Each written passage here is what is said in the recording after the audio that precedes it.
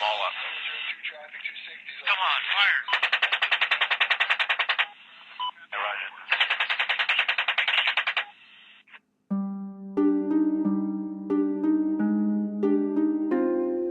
We got special ops forces.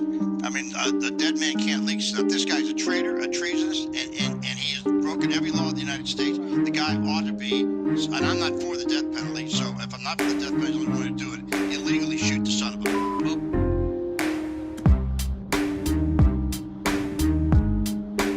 Free Manning now. Free Assange now. I was at war in Iraq with the gat in my hand, going city to city, destroy the holiest land, the place where Jesus Christ walked and led his people. We were walking the same path, committing evil. I heard the folks here crying, saying, don't hurt my people. July 12, 2007, that's for real. Fed up with the shit going on in the war. Fuck it, I'm out, I don't wanna be here no more. All my brothers in arms, they would not speak out. I know they documented all this time that I leaked out. Hit the army offices with the USB, flash drive, download, read. Today, although Bradley Manning goes to trial finally after 3 years in prison, which is pretty awful, and on Monday the 3rd, that's this coming Monday, he begins his formal trial, and he is facing life in prison. And let's think about that for a second, because that is extremely serious. Yet today is not a day of grief. Today is a day to celebrate Bradley Manning as an inspiration to us all. How a 22-year-old soldier showed us the way to go at the age of 22. I just say that to say this has been a very long war. As we gather here for Bradley, we think of the people that Bradley's risked his life's liberty for, the people of Iraq. People who were killed in the drive-by Gulf War, the children and everyone else who died under sanctions, the people who were killed during the US occupation and invasion, and also those being killed today as this war expands and escalates into Syria, probably Lebanon, who knows where else. Being a prisoner, one is sustained by one's own sense of self, whether for spirituality or however you'd like to describe that, and also by the solidarity of others. And that solidarity comes from all sorts of people with different hairstyles and musical tastes and political and religious beliefs, and that's a very beautiful thing.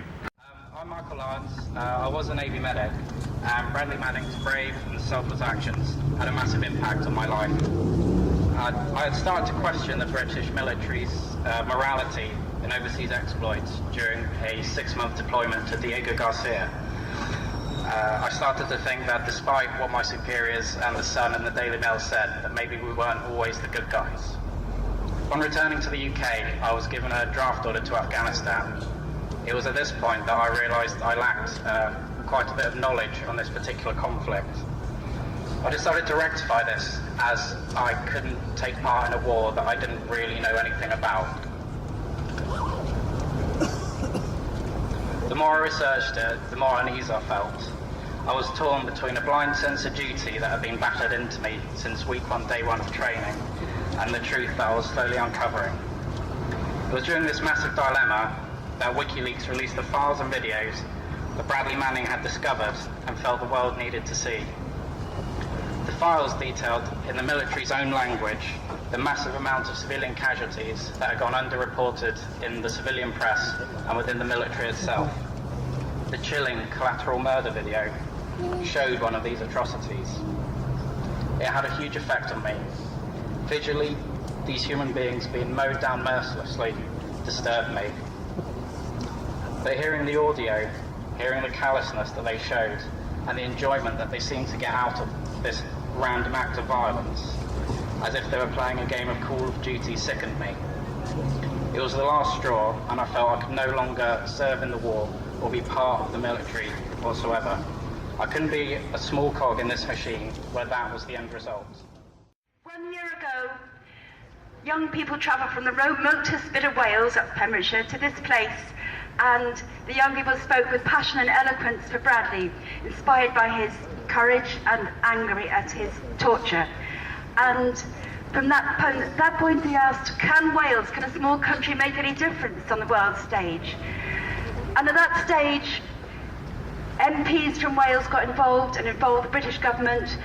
The Welsh government got involved, the churches in Wales got involved, our European MEP, Jill Evans, got the United Nations involved. The United Nations demanded a private interview with Bradley, which was denied. They wrote to the American embassy, they wrote to the American government. Other countries got involved, small nations like Iceland. We started a petition through a Vaz, and in 1 week 500,000 signatures were given to that petition. And then at that stage, the American establishment, senators and the legal profession said this torture is doing us nothing but harm, it is stupid. And then he was moved, and that campaign took 1 month. So after 11 months of torture, in 1 month he was moved to Leavenworth, and they stopped punishing him for wearing clothes, punishing him for sleeping, punishing him for having exercise, or if he was sent too many cards or letters, and the torture ended. So I think that a small country, and especially the young people of that country, can make a difference.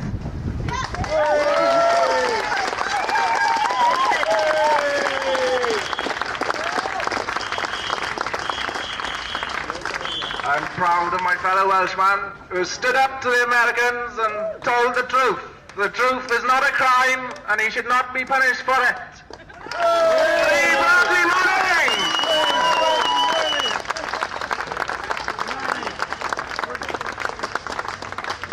Hello, I'm Jessie. I'm also from West Wales. I'd like to say that I'm very impressed and inspired by Bradley and what he's done and how brave he was to do it. I was horrified at what some of his fellow soldiers have done and the way he's been treated by the American military. And I'd like to say thank you to Bradley for bringing to light the horrors of the war to the rest of the world. Thank you.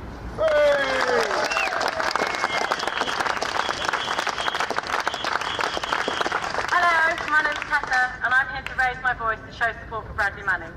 I know many people who are outraged and touched by how Bradley's been treated and the charges that he still faces, all for telling the truth. I know a lot of people who couldn't be here from Pembrokeshire today, and I'd like my words to represent them. We are in full support of Bradley for all the bravery that he's shown. He may not be your brother or your cousin, but from Pembrokeshire we view him as a child of our community, and where we come from, that means that he's our family. So whether you know him or not, I'd like you to raise your voices. Free Bradley Manning! Free Bradley Manning!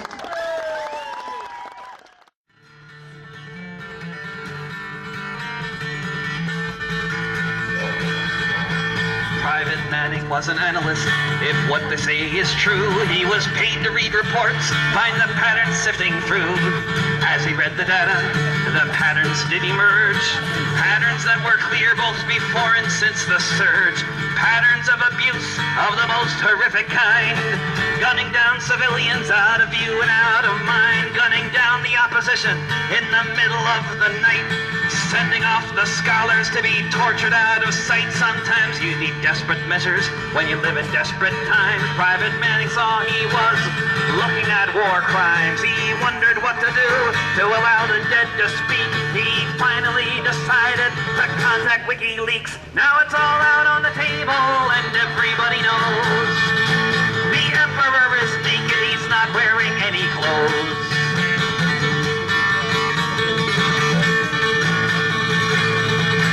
Now Adrian Lamo has to live within his skin. He stabbed Bradley in the back, called the cops and turned him in. But not before the soldier took 500,000 files. If you printed all the pages, they'd stretch on for miles. Evidence against the state, right from the horse's mouth. Machinations in the west, bombings in the south. A treasure trove of details for all the globe to see. How much they need to lie and kill for democracy. How many drone strikes have hit villages, leaving everyone to die. They blamed on someone else, the official line, not I. How many coups have been plotted by ambassadors who say that free and fair elections be the order of the day. Now it's all out on the table and everybody knows. The Emperor is naked, he's not wearing any clothes.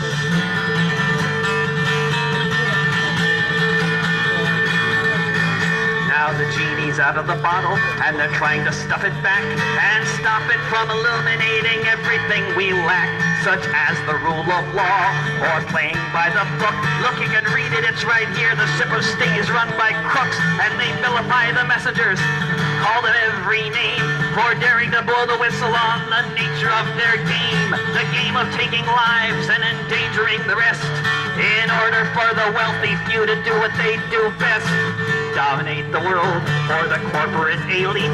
But now their cover's blown from their head down to their feet, and now the stars and stripes is looking much more like a rag. The lid is off the box, the cat's out of the bag. Now it's all out on the table and everybody knows the emperor is naked, he's not wearing any clothes. It's all out on the table and everybody knows the emperor is naked, he's not wearing any clothes.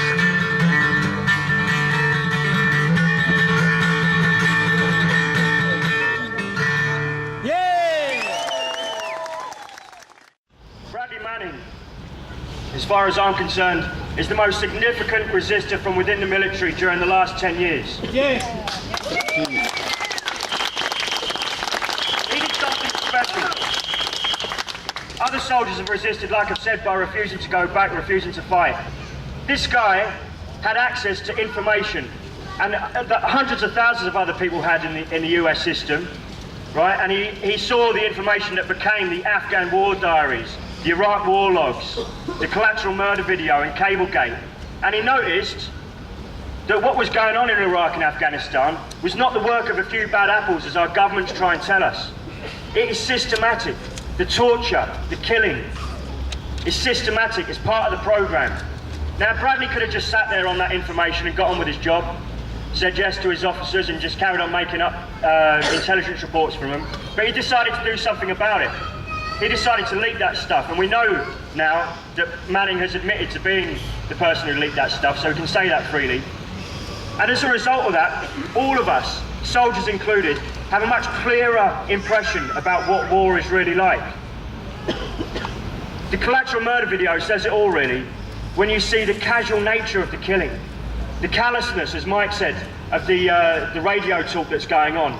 You know when they say that they've wounded the kids and they say it's their fault for bringing them to a battlefield. This place is their home.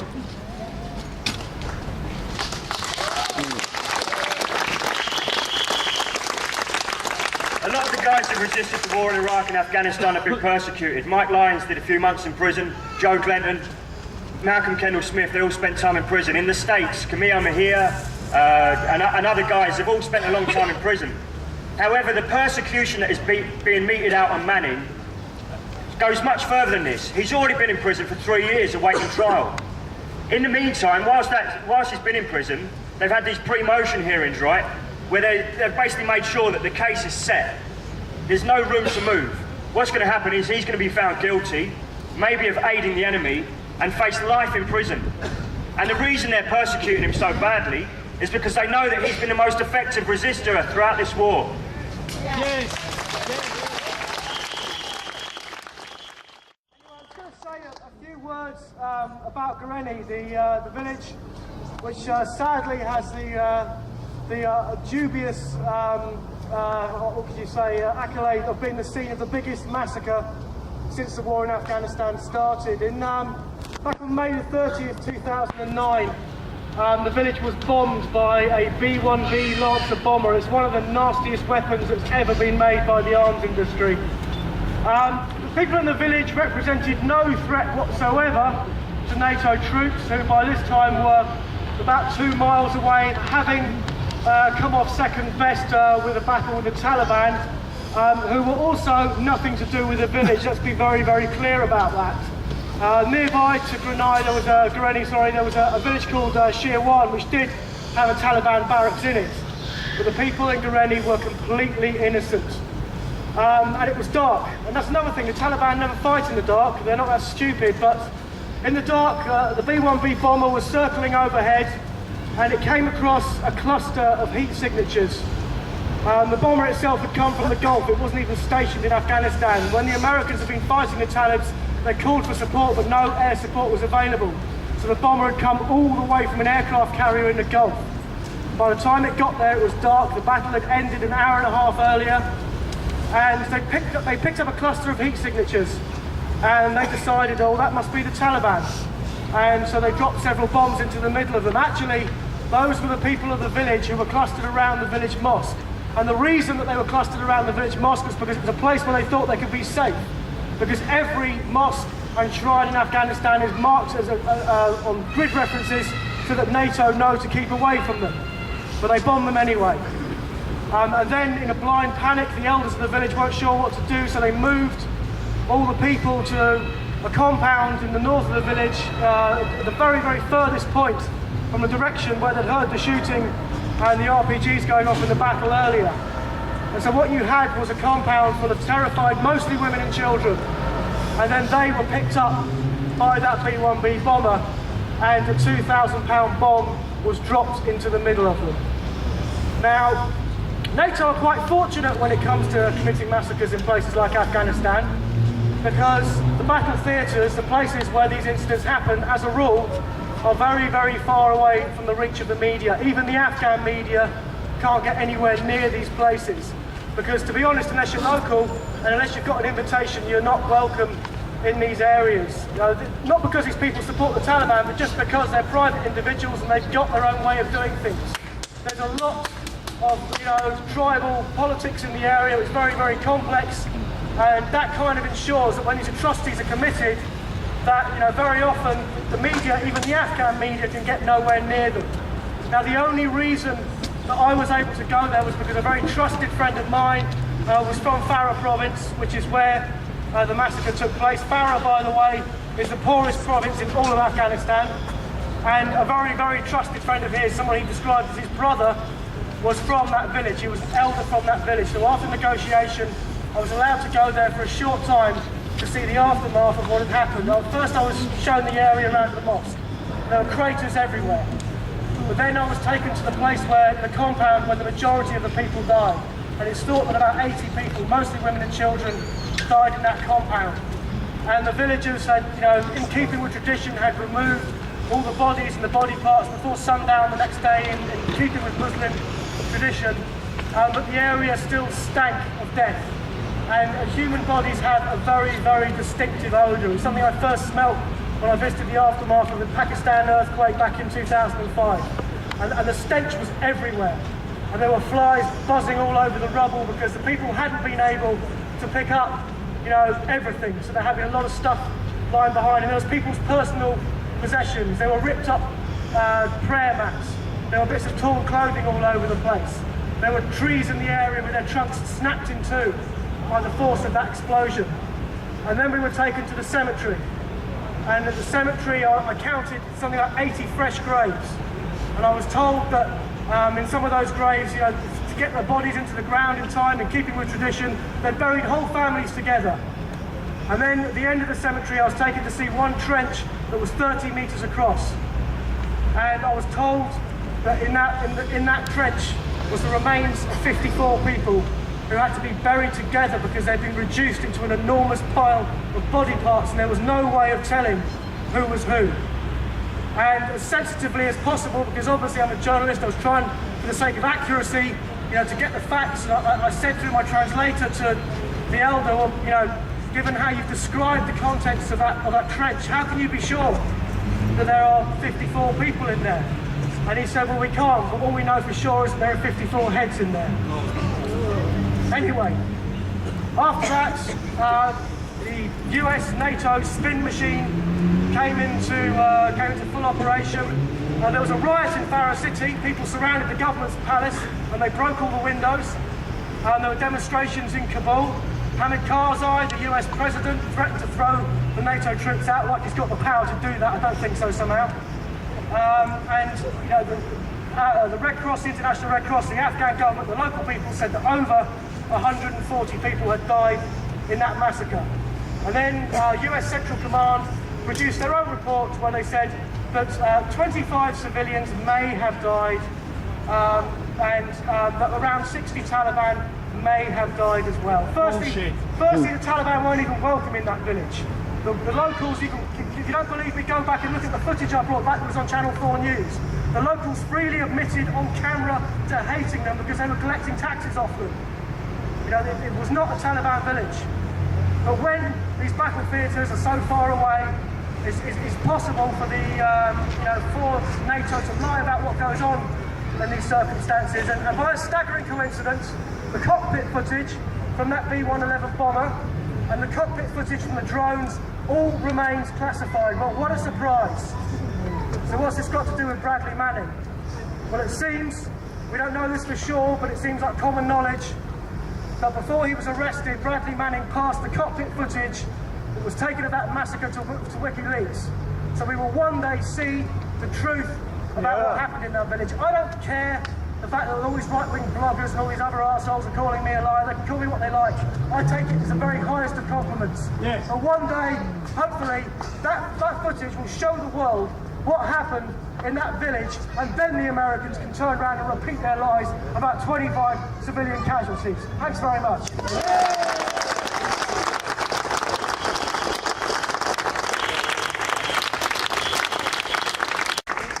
It's a huge honour for me to join you here today in solidarity with Bradley Manning, a true human rights hero, a man who blew the whistle on war crimes and crimes against humanity and is now paying a terrible price. But Bradley Manning will know by the protests that are taking place in London and in cities throughout the world today that millions of people worldwide support him, admire him, and salute him.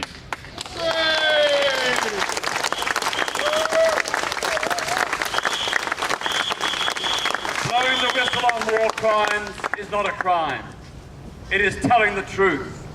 It is holding the US military to account. It is defending the victims of those crimes. It is standing by the principles not only of international law, but the very United States Constitution itself and the rules by which US military personnel are supposed to abide. Bradley Manning is in the best tradition of those who seek to uphold human rights law and the laws of war. He spoke out. He revealed the truth. He told the world what was really happening. We owe to him a huge debt of gratitude.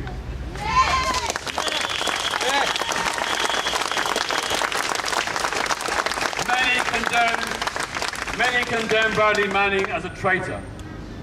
But in my view, Bradley Manning is a true patriot.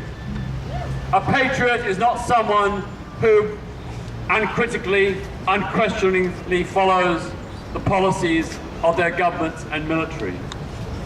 A true patriot is one who is true to the values and ideals of human rights, democracy, and universal freedom. In Bradley Manning's case, he is in the true tradition of the American revolutionaries who fought against British imperialism to free their land from alien occupation.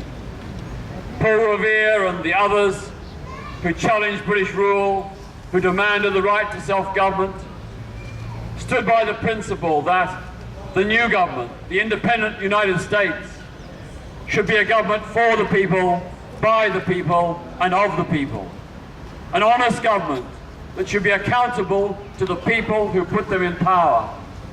And that is all that Bradley Manning has sought to do, to make the US military and government accountable to the American people, so that they know the truth about what really happened in Iraq, Afghanistan, and elsewhere. It is absolutely right that he be honored. He's been nominated for the Nobel Prize, and I can't think of anybody else more worthy of the Nobel Peace Prize than Bradley Manning.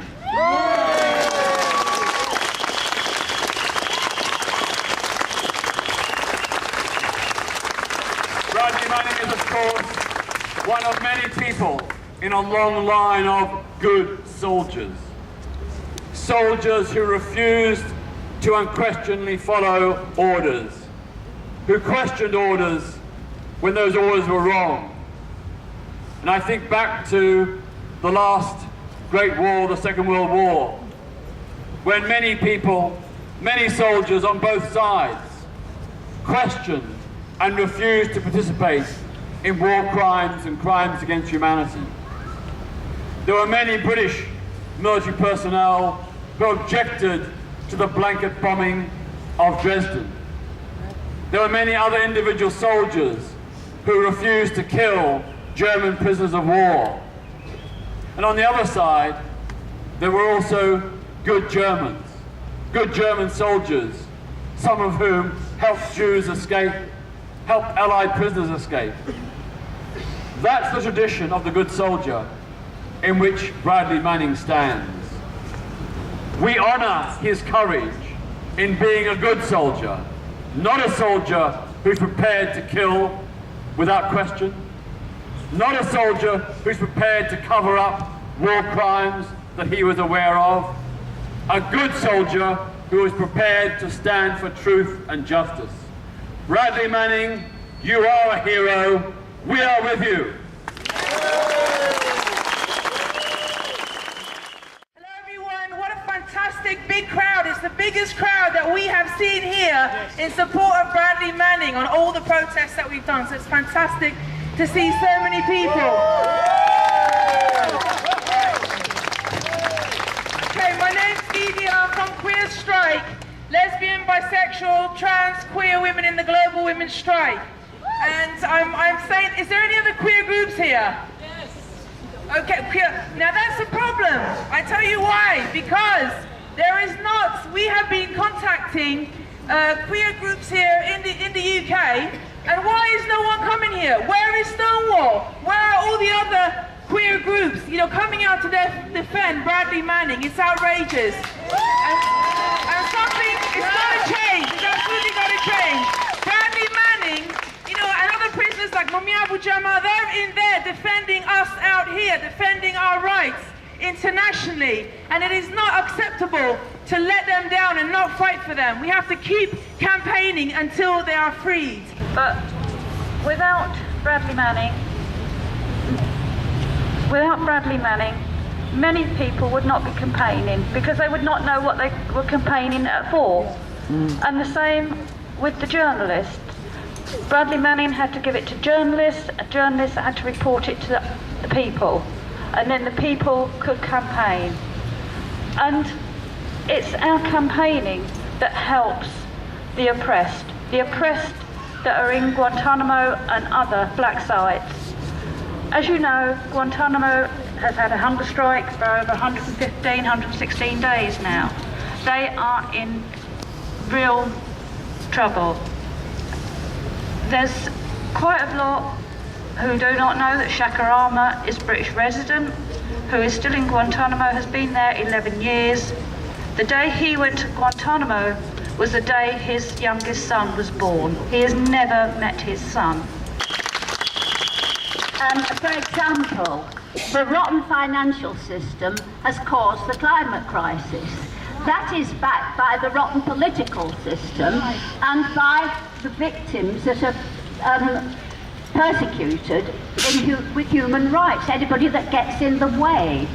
And also culture, all kinds of things that really, really connected. So the point is, go on every possible demonstration you can go on, and then we'll build these demonstrations. If you fight for the bees, you're going to be fighting for Bradley Manning at the same time.